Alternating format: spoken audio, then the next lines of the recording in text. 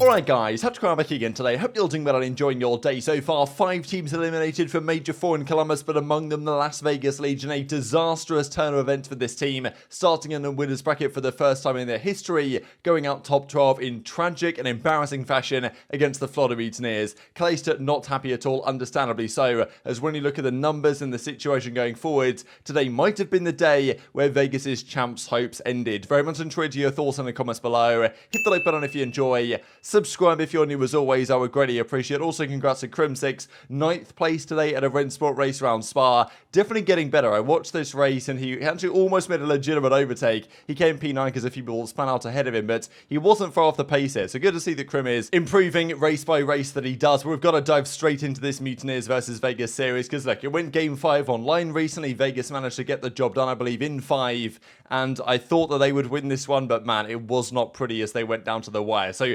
Mutineers won game 1. Again, it was a 50-point game on Mikado, where Vegas just don't seem to win game 1 hardpoints, which never really helps them. But in fairness, right, they lost a 50-point Mikado hardpoint to start against New York yesterday, and I was like, well, here we go again against Florida. But in fairness to Vegas, they did bounce back in the search, but they got a lot of help here from Florida. I couldn't believe what I was watching, actually. Capsidel, for some reason, threw away his life towards the top there, and then in the 2v2, Clay and Stanley somehow get the retake. I don't know how they pulled this off. This should have been a round that never went the way of Vegas Legion, but it did, and then the next round was even worse, because Temp finds himself in a 1 versus 3. Fellow nades Brack. Fellow chucks a nade in. Brack runs into it and dies. Fellow goes down to Temp, and then he clutches the 1v3, and I thought, oh my god, this is like where we see the collapse come through here for Florida. Obviously, Temp was smiling about it. They knew they had this in the bag, and they ended up winning this search and destroying. They thought, alright, Vegas are back in business, baby. But, man, hotel control. This is the concern that I had with Vegas. They played Expo Control twice, and people were like, oh, their control's back. And I'm like, well, it's one map, and everyone's going to ban it against them from now on. They've always been bad at Hotel. They've always been bad at the other map, LSELO Control. And in fairness, they were bad at Fortress, and that was in as well. So they got bodied on Hotel Control, man. I mean, honestly, how can you expect to win a series if you just get blown out in Control? They got 3-0 smoked in like 5 minutes by Florida in Control. It's like,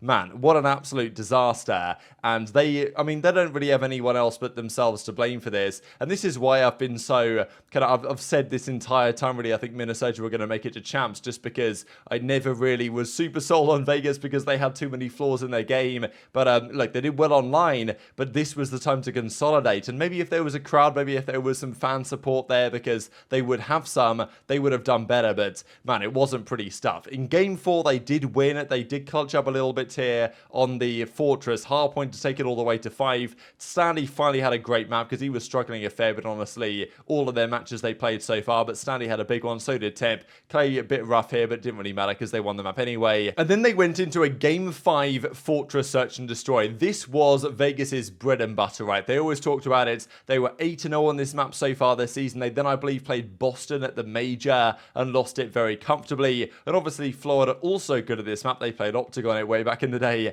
and got the better of them there as well. So 5-1 versus 8-1. Retake round win percentage pretty good for Florida. And I thought, all right, this is going to be a toss-up, but I would have just about favored Vegas because their Search and Destroy has been better than Florida's has of late in general. And it was going their way. They went up 5-2. A few nice rounds went their way, but this is the thing. As soon as they went 5-2, I was like, potential round 11 here. Like, you could just see it coming from a mile away. For some reason, this Vegas team, they did it online right. They went up 5-1 against Toronto game 5, and they eventually went round 11 and they won still. But I mean, man, that was 4 rounds in a row they lost against Toronto before they clutched them in round 11. Here, they didn't have the luxury of losing 4 in a row and winning 1 because they could only afford to lose 4, and they did. The round where they went up 5-2, they then just basically threw away the next round. They just went for a mad rush that didn't work, and then their retake setup, trying to get back into the bomb site, was the same every time. They set up by the doors, which are super impossible gunfight to win. Either go in the building or go on the flank or something, but they tried to set up the retake the same way twice in a row and just got gunned down the same way both times. I couldn't believe what I was seeing. They were taking advantage of that retake setup from Florida earlier in the game and making some nice trades happen, and then they just threw away their lives. I couldn't believe what I was watching, honestly. They just completely trolled this one. From 5-2 up, honestly, this is worse than some of the OpTic chokes we've seen over the years. 5-2 up on this game. I mean, such a crucial crucial series to win as well. Like, if there's a series not to choke a 5-2 Game 5 lead, it's a series when your champs qualification is on the line and you absolutely need all the points you can get and try and make a run happen, because if they'd have won this, maybe they end up beating the next series they play, they can make a bit of a run. Both the teams they could have played, Toronto and Boston, they've beaten them both online as well, so who knows, right? But obviously the Scrappy versus Stanley thing could have been a thing, so man, what an absolute mess. And that is a top 12 finish for the Vegas Legion, so obviously they're just not built to be in winners bracket, right? Put these guys in winners, they're not built for it, they're better off starting in losers, but even this time they played losers. A very winnable series. Like, who would you have rather played? Maybe London, right, I guess, rather than Florida, but still it was up there. They had all the chances and they threw it away. Stanley says just complete breakdown, gotta be better for the champs run. Running at that P2 door is the hardest gunfight to take ever, just a free kill 2 times in a row, and as Carter says, like, just don't do it twice in a row there, which he did, and it fell short. Clay was even like, he stopped shooting in round 10. Might remind you guys a little bit of the, was it Karma moment way back in 2016 World Championship, Cloud9 versus OpTic, when he stopped shooting at someone or other during that round 11. They could have won it, they didn't, so I'm sure Clay will look back on this with frustration as he says, absolute breakdown, played terrible, sorry to the fans. The numbers on Clay's side weren't pretty either, and as he says, just squandered so many opportunities this year. We don't deserve anything we didn't show ourselves. Just such a terrible feeling, actually mind-blown. So maybe they can still do it, but honestly, you look at their run in Major 5, it is not looking good. They needed, I think, top 6 of this event, to be honest, and they haven't done so. Minnesota now ahead of them already after their victory later in the day. Temp says, look, I'll be better, I can promise you that, but they're going to need to be a lot better, and this might well be the nail in the coffin, unfortunately. And even Mutineers throwing the dagger in. Vegas make a winners bracket, still somehow finding a way to leave Friday, and this is their schedule for Major 5. So they come out of here with 40 points of the Major cycle. Not bad. 4-1 online, nothing though on land. That is a real dagger for them, given what Minnesota Rokkr were able to do later in the day, but especially because Rokkr have an easier run in their Major 5 qualifiers than Vegas do. Vegas play OpTic Texas, the New York Subliners, team they just got bodied by. Then Rokkr is their third game. That's obviously immense, but by the time we get there, it might not be too much of a big deal, to be honest. Then FaZe, then Surge. So, I mean, it ain't looking good, let's be honest here. This was the stage they needed to get the points. They had their chances. They got a lot of points online. They should have beaten London to go 5-0. They didn't, and now it's all fallen apart. So what an absolute shambles. We saw the, the Paris Legion on guard. Pepe Sage thing right here turn up on the broadcast. So, yeah, going through it for sure. And it's funny in a way that, as Ronnie says, that Florida aren't particularly good, I don't think, but they still somehow managed to turn up every event. They either were in OpTic's weekend, they were in Subliners weekend as they did before, or they were in Vegas's weekends, and the numbers weren't pretty right. I mean, Brack had a good series by the numbers, and yeah, Clay 0.7. The other guys did okay, but Stanley turned up towards the end. But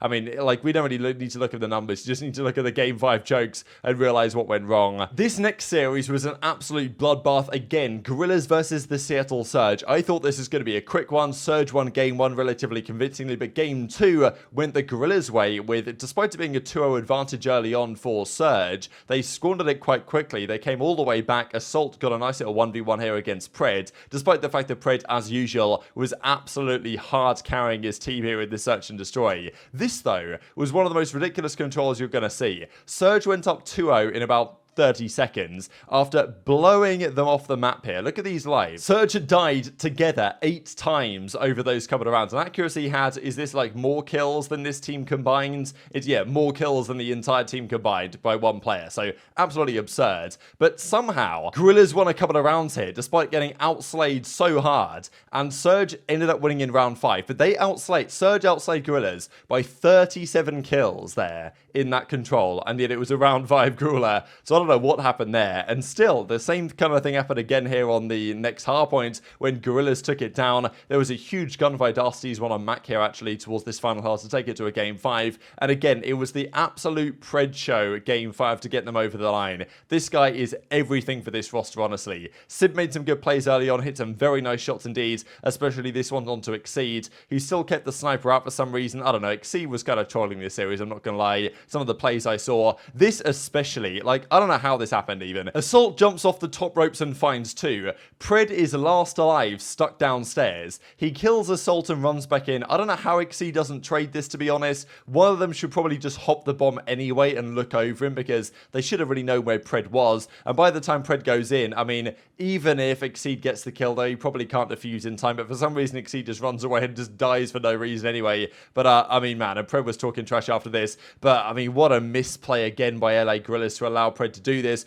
Good clutch from Pred, but, man, he loves going 13-5 on this map. It must be his staple scoreline. So, I don't know how Surge got over the line here. I'm not even sure they deserve to. But somehow they turned up and delivered the goods game 5. Feel kind of bad for Guerrillas going out the way they did. But I will say that what we did get from this is one of the greatest tweets of all time in CDL history. So, Guerrillas had tweeted at Surge to say we tagged them, but they aren't verified, not sure. And then Surge come back with this. Why don't you worry about verifying your boarding pass? And this is absolutely beautiful, right? So let me just bring this up here on the big screen. So many pieces. Every time you look at this, it gets better and better. Gate T12, right? Top 12. Group L is pretty good. There's some other things. Bag, hell, those pretty funny. And also even better, right? This QR code here, if I just find a way to search it, I think on Google Lens you can search for this, like the QR code. Here we go. If I open up this QR code, it sends me straight to the XDefiant website. Absolutely fantastic. Get ready to learn XDefiant, baby. And I mean, yeah, the numbers certainly portray exactly that. Pred also broke the record this season for the most kills in a series, 119 with a 1.42.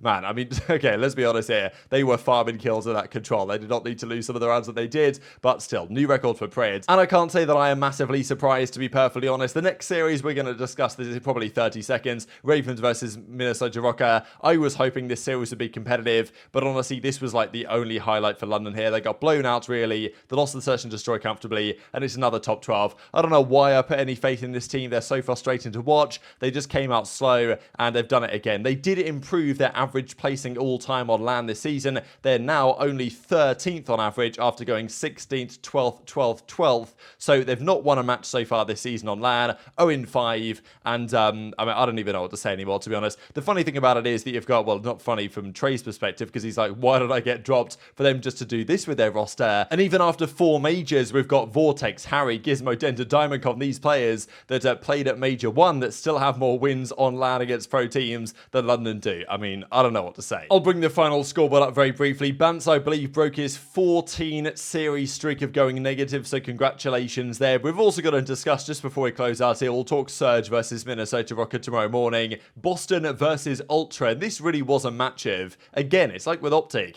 teams that can actually play fundamentally well versus a team that can't. Game 1 was Ultras from kind of start to finish, but again, it's like the slaying is incredible how good they look from the POVs when you actually tune in with Boston, but yet they don't convert those kills. Ultra get the job done game 1. They win the game 2 as well. Then this is why I'm kind of mixed on whether dropping Vivid for Crimp is actually a good or a bad idea, because Crimp is absolutely disgusting. Like, when this guy's on point, you see what he did on that on the aLLeY control. He wanted this ridiculous 8 streak, wasn't missing at all, was super impactful, but frankly, control is a game mode where kills are highly relevant. More kills equals more success. It's a kill-based mode somewhat at the end of the day, and why am I not surprised they actually turn out to be very good at that particular mode, right? It's funny how that works, isn't it? The team that's really good at getting kills is good at the mode that relies most on getting kills, you could say, in control. They take down Toronto here, pretty impressive, but then when it mattered in the game 4, again, they slayed pretty fine,